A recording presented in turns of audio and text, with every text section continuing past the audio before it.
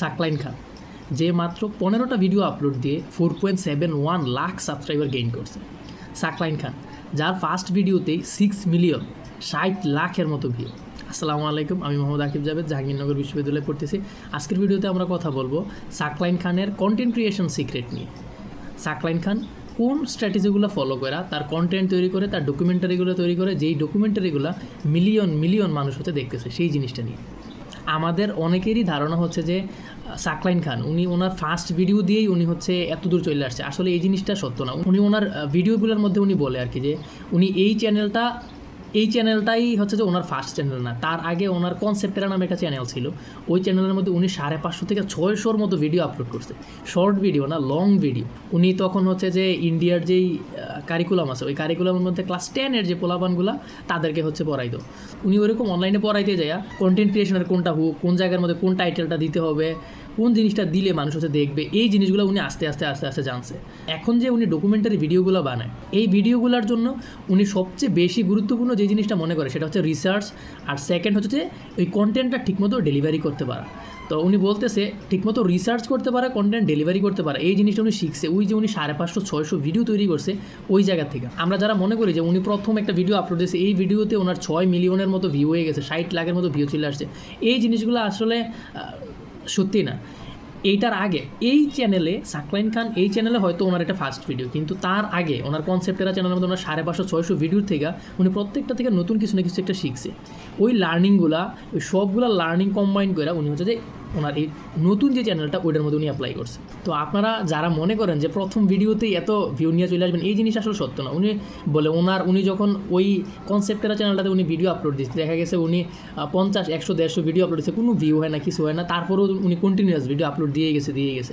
ওনার এই কনসেপ্টটা আমার খুব ভালো লাগছে যে আপনার কাছে হচ্ছে যে আপনি ফ্রিতে, আপনার কাছে অনেকগুলো কার্ড আছে, আপনি কার্ডগুলো একটা করে আপনি কার্ডগুলো দিবেন, দেখেন আপনি কোন কার্ডটা আপনার হচ্ছে যে লাগা যায়। প্রত্যেকটা ভিডিও হচ্ছে আপনার একটা নতুন কার্ড। আপনি একটা ভিডিও আপলোড দিয়েছেন, আপনি ওই ভিডিওটার থেকে এরপরের ভিডিওটা আপনি কীভাবে আরও ভালো বানাইতে পারেন, আপনি কীভাবে আপনার ভিডিও রিসার্চগুলো আরও স্ট্রং করতে পারেন, আপনি কীভাবে আপনার কন্টেন্ট ডেলিভারি আরও ভালো করতে পারেন, আপনি কীভাবে আপনার কমিউনিকেশন স্কিল আরও বেটার করতে পারেন, আপনি কীভাবে অডিয়েন্সদের সাথে আপনার একটা রিলেশনশিপ তৈরি করতে পারেন, ওই জিনিসটার প্রতি উনি ফোকাস দেওয়ার কথা বলতেছে।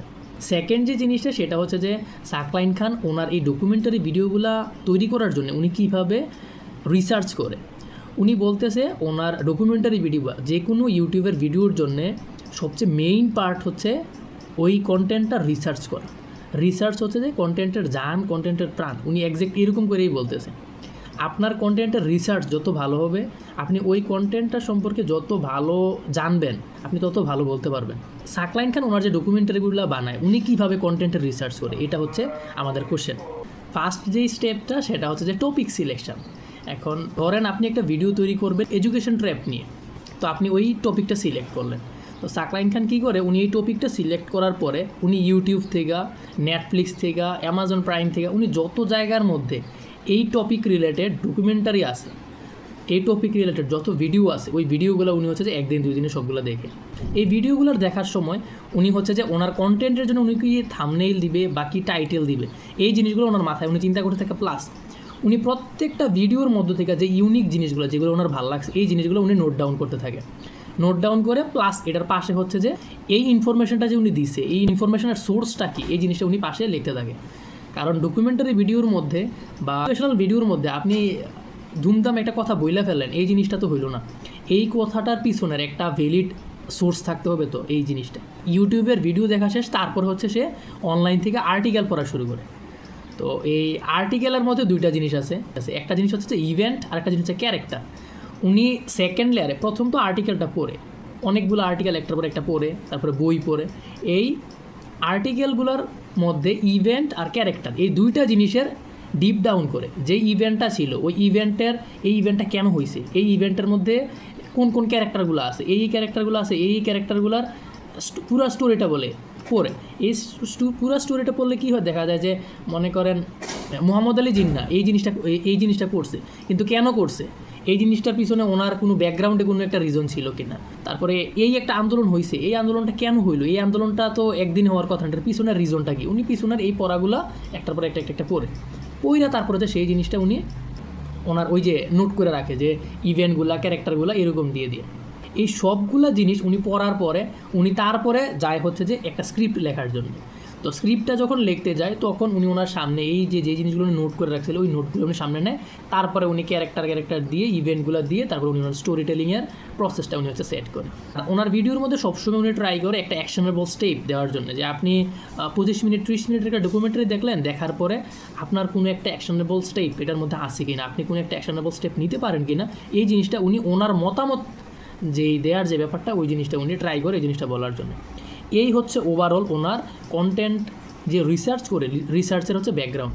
আমি যদি শর্ট করে আপনাকে বলি, প্রথমে হচ্ছে টপিকটা সিলেক্ট করার পরে এই রিলেটেড যত ডকুমেন্টারি আছে, ইউটিউবে যত ভিডিও আছে, নেটফ্লিক্স, অ্যামাজন প্রাইমে যত ডকুমেন্টারি আছে, ওই ডকুমেন্টারিগুলো উনি দেখে। তারপরে উনি ওই টপিক রিলেটেড আর্টিকেল পড়ে, বই থেকে উনি ইভেন্ট আর হচ্ছে ক্যারেক্টার এই জিনিসগুলো আইডেন্টিফাই করে।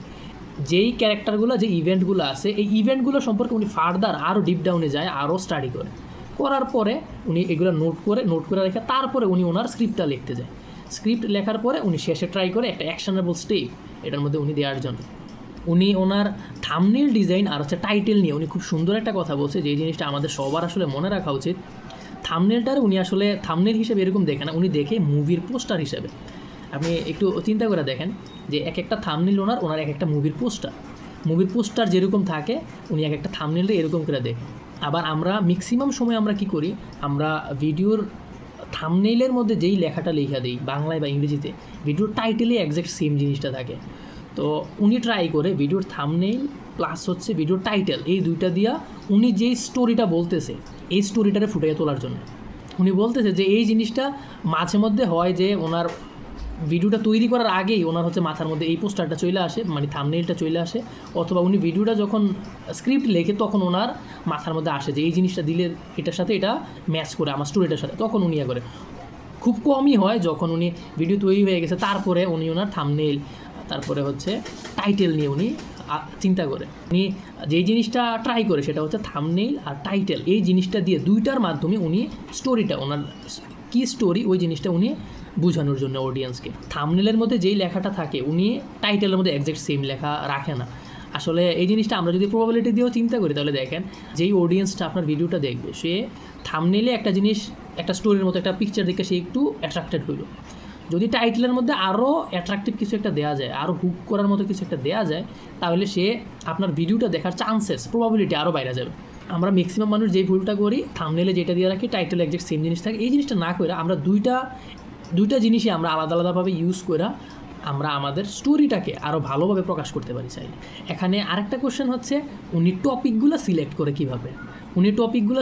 আপনি যদি ওনার ডকুমেন্টারিগুলো দেখেন, ওনার চ্যানেলে যাই আপনি দেখবেন যে উনি বিভিন্ন জিনিস নিয়ে ভিডিও বানাইতেছে, এডুকেশন ট্র্যাক নিয়ে ভিডিও বানাইতেছে, বর্তমান যে সিস্টেমটা এই সিস্টেম আর কোন সিস্টেমটা হওয়া উচিত এই জিনিসটা নিয়ে উনি ভিডিও তৈরি করতেছে, স্টক মার্কেট নিয়ে ভিডিও তৈরি করছে, ট্রেডিং নিয়ে ভিডিও তৈরি করছে। 1947 সালে যে ভারত পাকিস্তান পার্টিশনটা হয়েছিল ওইটা নিয়ে ওনার একটা ভিডিও আছে। তো উনি বিভিন্ন দিকে আসলে যাইতেছে, এটার বড় একটা রিজন বলে ওনার যেটা ইন্টারেস্ট উনি ট্রাই করতেছে আর কি, যে এই জিনিসগুলো নিয়ে উনি ভিডিও তৈরি করার জন্য।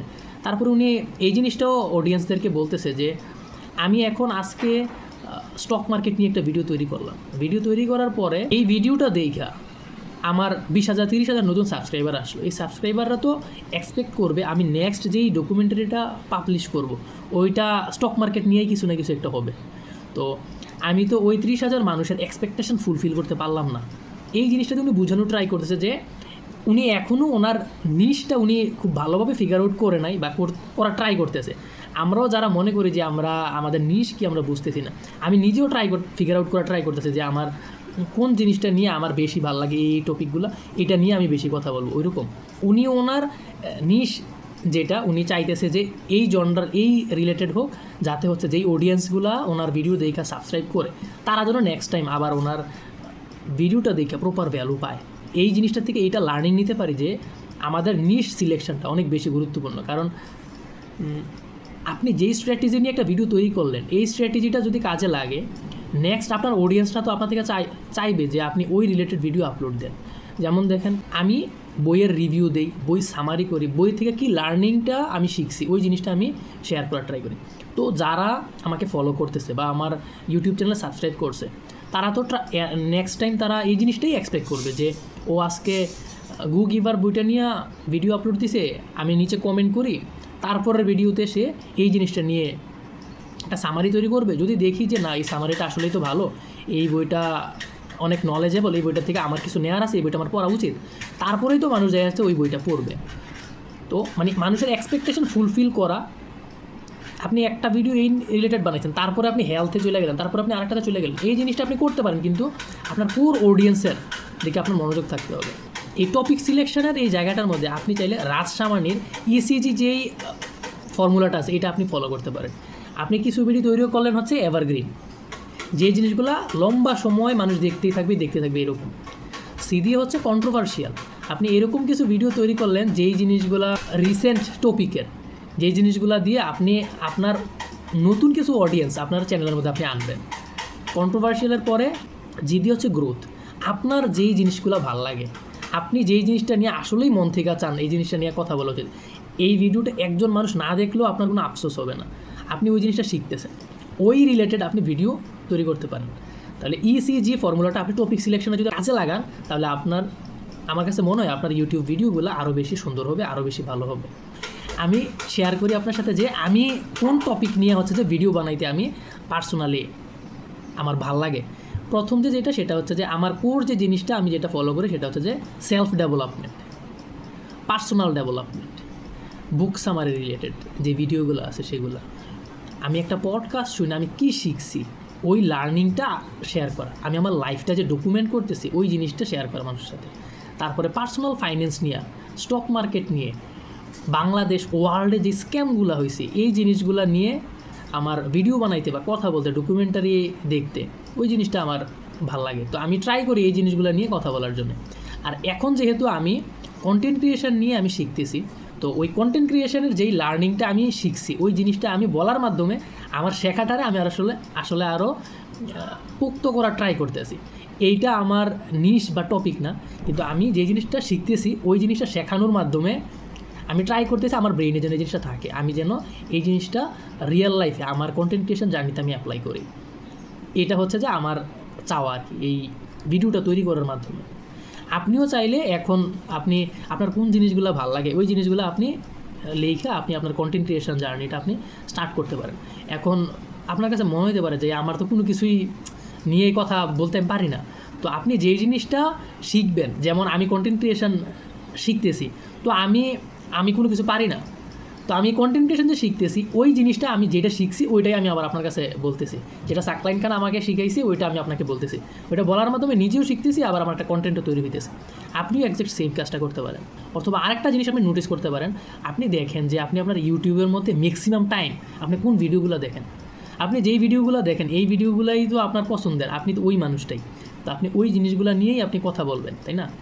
সো ওইভাবেও আপনি আপনার টপিকটা সিলেক্ট করতে পারেন। তারপরে উনি যে জিনিসটা নিয়ে কথা বলছে সেটা হচ্ছে যে কন্টেন্টের মনিটাইজেশন নিয়ে। উনি ওনার কন্টেন্টগুলো মনিটাইজ করছে কী ওয়েতে। প্রথম তো হয়ে গেছে গুগল অ্যাডসেন্স, তারপর হচ্ছে ব্র্যান্ড ডিল, তারপরে উনি ওনার বিভিন্ন কোর্স টেমপ্লেট এগুলো বিক্রি করতেছে এটার মাধ্যমে। আরও অনেক জিনিস আছে এক্সপ্লোর করার, উনি আপাতত এই 3টার মধ্যেই সীমাবদ্ধ আছে।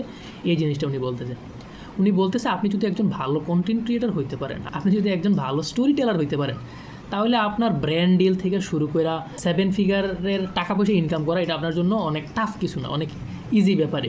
উনি বলতেছে উনি 40 দিন 50 দিন সময় নেয় একটা ভিডিও আপলোড দেওয়ার জন্য, তাও ওনার এরকম 7 ফিগারের মতো ওনার ইনকাম।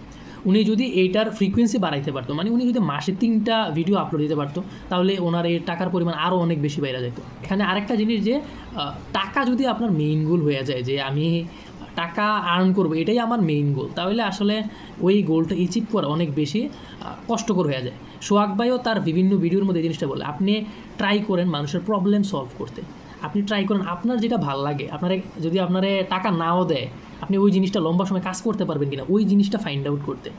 আপনি ট্রাই করেন হার্ড ওয়ার্ক করার পিছনে, আপনি ট্রাই করেন স্কিল ডেভেলপমেন্টের পিছনে, আপনি ট্রাই করেন মানুষের লাইফে ভ্যালু জেনারেট করার মাধ্যমে, আপনি ট্রাই করেন মানুষের লাইফে ভ্যালু জেনারেট করার জন্য, তাহলে অটোমেটিক আপনার বাই প্রোডাক্ট হিসেবে টাকা আসবে। আর আপনার মেইন গোল যদি হয়ে যায় যে টাকা আর্ন করা, তাহলে আসলে এটা বেশি আপনি লম্বা সময় এটার মধ্যে লাগিয়ে থাকতে পারবেন না। সাকলাইন ভাই কন্টেন্ট ক্রিয়েশন জার্নি স্টার্ট করার জন্য উনি একটা সুন্দর ফ্রেমওয়ার্ক উনি শেয়ার করছে যারা নতুন কন্টেন্ট ক্রিয়েশন জার্নি শুরু করতে চায় সেটার জন্য। সেটা হচ্ছে ESPL ফ্রেমওয়ার্ক। ESPL ফ্রেমওয়ার্কটা কি? ESPL, ই দিয়ে হচ্ছে এক্সপ্লোর, এস দিয়ে হচ্ছে স্কিল ডেভেলপমেন্ট, পি দিয়ে হচ্ছে যে পাইলট টেস্টিং, এল দিয়ে হচ্ছে লঞ্চ। আমি যদি আবার বলি, explore, skill development, pilot testing আর হচ্ছে লঞ্চিং। আপনি কন্টেন্ট ক্রিয়েশন জার্নি শুরু করবেন বা আপনি যে কোনো একটা জিনিস শুরু করতে যাচ্ছেন, আপনি ওই জিনিসটা নিয়ে এক্সপ্লোর করেন, আপনি ওই জিনিসটা নিয়ে একটু দেখেন, ওই জিনিসটা একটু কথাবার্তা বলেন, একটু ফ্রেন্ডদের সাথে কথা বলেন, একটু ভিডিও তৈরি করেন। এটা হচ্ছে আপনার এক্সপ্লোরের পার্টটা। আপনি ওই জিনিসটা এক্সপ্লোর করে ফেললেন, তারপরে আপনি এই জিনিসটা নিয়ে আপনি কাজ করতে গেলে আপনার কী কী স্কিল লাগবে সেই জিনিসটা আপনি শেখা স্টার্ট করেন। আপনি 1 মাস সময় নেন, 1 মাসের মধ্যে আপনি যতটুকু স্কিল শিখতে পারেন ওই স্কিলটা নিয়েই আপনি মাঠে নামিয়ে পড়েন, তারপর আপনি ওই জিনিসটা নিয়ে কাজ করা শুরু করেন। স্কিল ডেভেলপমেন্টের পরে হচ্ছে যে পাইলট টেস্টিং। আপনি 1 মাস তো ওই স্কিলটা শিখলেন, শেখার পরে আপনি ট্রাই করেন এই জিনিসটা আপনি মার্কেটে নিয়ে আসার জন্য। আপনি ভিডিও তৈরি করেন অথবা আপনি একটা বিজনেস দাঁড় করাইতেছেন, আপনি প্রথমে এই জিনিসটা নিয়ে মার্কেট থেকে ডেটা কালেক্ট করলেন। ডেটা কালেক্ট করার পরে আপনি কীভাবে আপনি আপনার ব্র্যান্ডের প্রমোশন করবেন, কীভাবে প্রোডাক্টটা বানাবেন, এটা আপনি শিখলেন। শেখার পরে এটা হচ্ছে আপনার স্কিল ডেভেলপমেন্ট। তারপরে আপনার প্রোডাক্টটা মার্কেটে আপনি লঞ্চ করলেন। লঞ্চ করার পর আপনার কিন্তু সব কিছু পারফেক্ট হয়ে যাবে না। আপনি ওই লঞ্চের থেকে অনেক জিনিস আপনি শিখবেন। শেখার পরে অথবা আপনি অনেক জিনিস ভুল করবেন, এই ভুলগুলোতে আপনি লার্নিং নেবেন, নিয়ে আপনি আবার আপনার প্রোডাক্টটা আপনি আরও ভালো করবেন, তারপরে আরও ভালো করবেন, তারপরে আপনি আরও ভালো করবেন। আপনার যেই কনজিউমার আছে তারা আপনাকে যতটুকু টাকা পে করে অথবা আপনার যতটুকু অ্যাটেনশন দেয়, আপনার যতটুকু সময় দেয়, আপনি ট্রাই করেন এর চেয়ে বেশি আপনি ভ্যালুয়ারে প্রোভাইড করতে, তাহলেই লম্বা সময় আপনার এই জার্নিটা সাস্টেইন হবে। পাইলট টেস্টিংয়ের পরে হচ্ছে যে লঞ্চিং। আপনি তো পাইলট টেস্টিং করলেন, তারপরে আপনি যাই আপনার মেইন জিনিসটা আপনি হচ্ছে লঞ্চ করবেন, আপনার মেইন প্রোডাক্টটা। তার আগে আপনি ধরেন আপনি ইউটিউবে ভিডিও তৈরি করতেছেন, প্রথমে আপনি চিন্তা করলেন যে আপনি পুরো একটা কোর্স লঞ্চ করে আপনি কোর্স একটা লঞ্চ না করে আপনি একটা পাইলট টেস্টিংয়ের জন্য আপনি একটা টেমপ্লেট সেল করতে পারেন, যে আপনার টেমপ্লেট মানুষ কিনতেছে কিনা, মানুষ কীরকম আগ্রহ দেয়। তারপর তো আপনি বুঝবেন যে আপনার কোর্স মানুষ কিনবে কিনা। তো পাইলট টেস্টিং, তারপর হচ্ছে লঞ্চিং। এই ফ্রেমওয়ার্কটা ফলো করার জন্য ভাই অনেক বেশি ইন্সপায়ার করে। আপনি যদি ওই ভাইয়ের এডুকেশন ট্র্যাপ এই ডকুমেন্টারিটা দেখেন, ওইটার মধ্যে উনি এক্স্যাক্ট এই ESPL ফ্রেমওয়ার্ক এই জিনিসটা উনি খুব ভালো করে এক্সপ্লেন করছে। এই ফ্রেমওয়ার্কটা ফলো করার মাধ্যমে আমরা লাইফের যে কোনো একটা স্কিল শিখা আমরা ওইটা অ্যাপ্লাই করতে পারি, আমাদের লাইফটাকে আমরা ট্রান্সফর্ম করতে পারি। অনেকেরই ভাইয়ের কাছে একটা কোশ্চেন থাকে আর কি, যে উনি খুব ফ্রেন্ডলি বলতেছে যে সাকলাইন ভাই যে আপনার এডুকেশন নিয়ে আপনার তো প্রবলেম। উনি বলতেছে ওনার এডুকেশন নিয়ে কোনো প্রবলেম নেই, ওনার প্রবলেম হচ্ছে এডুকেশন সিস্টেম নিয়ে। মানে এই কথাটা আমার সাথে এত সুন্দরভাবে গেছে আসলে, মানে এই জিনিসটা আমার নিজেরও মনের কথা যে এডুকেশন নিয়ে, পড়াশোনা নিয়ে কোনো প্রবলেম নেই। আপনি লাইফে সাকসেসফুল হইতে গেলে আপনার পড়াশোনা লাগবে, কিন্তু এডুকেশন যে সিস্টেমটা এটা নিয়ে বিশাল বড় সমস্যা, বিশাল বড় প্রবলেম। এরকম মুখস্থ নির্ভর এডুকেশন আসলে আপনি দেখেন যে এই জিনিসগুলো আপনি গুগল করলে পাইতেছেন, ওই জিনিসগুলো আপনি মুখস্থ করে আপনি পরীক্ষা লিখতেছেন, লেখা আপনি পরীক্ষায় টপার হইতেছেন, ওরাই আবার হচ্ছে ইউনিভার্সিটি টিচার হইতেছে। আমি জাহাঙ্গীরনগর ইউনিভার্সিটি পড়তেছি, আমি যে ডিপার্টমেন্টে পড়ি, আমি যখন পড়ি তখনও আমি বলছি যে আমার ডিপার্টমেন্টে হাতে গোনা 1 জন 2 জন 3 জন টিচার ছাড়া ওনাদের স্টুডেন্টদেরকে বোঝানোর মতো, টিচার হওয়ার মতো যোগ্যতা আছে কি না এই জিনিসটার ব্যাপারে আমি সন্দিহান। ম্যাক্সিমাম ডিপার্টমেন্টে এরকম অবস্থা। একজন ভালো স্টুডেন্ট, একজন ভালো মুখস্থকরণে ওলাই যে একজন ভালো টিচার হয়ে যাবে এই জিনিসটা সত্যি না। ম্যাক্সিমাম টিচারে কী করে, স্লাইড সামনে রাখে, স্লাইড রিডিং পড়ানোর মধ্যে তো আসলে টিচিংয়ের কোনো বিশেষত্ব না। আমরা ড্রপ আউটের এক্সাম্পলটা সবসময় দিই। তো যারা ড্রপ আউট হয়েছে, তারা ড্রপ আউট করার পরে তারা কী করছে, তারা কি ঘরের মধ্যে চুপচাপ ঘুমাই বসেছিল না। তারা যেই সময়টায় ওই স্কুল কলেজে যাইয়া সময়টা নষ্ট হইতো, ওদের কাছে মনে হয়েছে যে নষ্ট হইতো, তারা এই সময়টা কাজের পিছনে সময় দিছে, একটা স্কিল শেখার পিছনে সময় দিছে। সো এডুকেশন প্রবলেম না, এডুকেশন তো মাস্ট, কিন্তু এডুকেশন সিস্টেমে হচ্ছে প্রবলেম। ওই জিনিসটা আমরা সলভ করতে পারি। লাস্ট যেই জিনিসটা বললে এই ভিডিওটা শেষ করবো সেটা হচ্ছে যে লার্ন, তারপরে টিচ। আপনি যেই জিনিসটা শিখতেছেন ওই জিনিসটা আরেকজনকে শেখান, আবার আপনি যে জিনিসটা শিখতেছেন সেই জিনিসটা আপনি আরেকজনকে শেখান। আপনি আপনার লাইফটাকে ডকুমেন্ট করেন। এই ডকুমেন্টেশনের মাধ্যমে আপনি আপনার কন্টেন্ট ক্রিয়েশন জার্নিটাকে চাইলে স্টার্ট করতে পারেন। আমি এই ভিডিওটা বানানোর আরও একটা বড় উদ্দেশ্য হচ্ছে আমরা যখন ইউটিউবে যাই অথবা আমরা যখন ফেসবুকে ঢুকি, আমাদের উল্টাপাল্টা জিনিসে আমাদের বাংলাদেশের কন্টেন্টের ইয়েটা ভর্তি। সব দেশেই উল্টাপাল্টা জিনিস টুকটাক আছে, কিন্তু আমাদের দেশের ফেসবুক ইউটিউবে ঢুকলে মানে বেশি উল্টাপাল্টা জিনিস। আপনি একজনের অথেন্টিসিটি নেই, ট্রাস্ট করতে পারবেন না, এইরকম কন্টেন্ট ক্রিয়েটারের সংখ্যাই বেশি। যারা একদম সলিড ইনফরমেশান দেয়, সেলফ হেল্প নিয়ে কথাবার্তা বলে, এরকম মানুষ খুবই কম। আপনি একদম হাতে গয়না ফেলতে পারবেন, এরকম কয়েকজন আছে। সো এই self help, personal finance, money, stock market, book summary, books, তারপরে stocks, bonds, financial freedom, skill development, self help, এই জিনিসগুলো নিয়ে আরও অনেক বেশি কন্টেন্ট ক্রিয়েটার আমাদের বাংলাদেশে থাকা উচিত বলে আমি মনে করি। এই জন্য আমার এই কথাগুলো শুই না, যদি কারোর মনে হয় যে না আসলে এই জিনিসটা সত্যি, তাহলে আপনি আপনার কন্টেন্ট ক্রিয়েশন জার্নি স্টার্ট করতে পারেন। সবাই ভালো থাকেন। একটা সুন্দর বাংলাদেশ বিনির্মাণের প্রত্যাশায়, একটা স্টার্ট আপ নেশন তৈরির প্রত্যাশায়। আসসালামু আলাইকুম।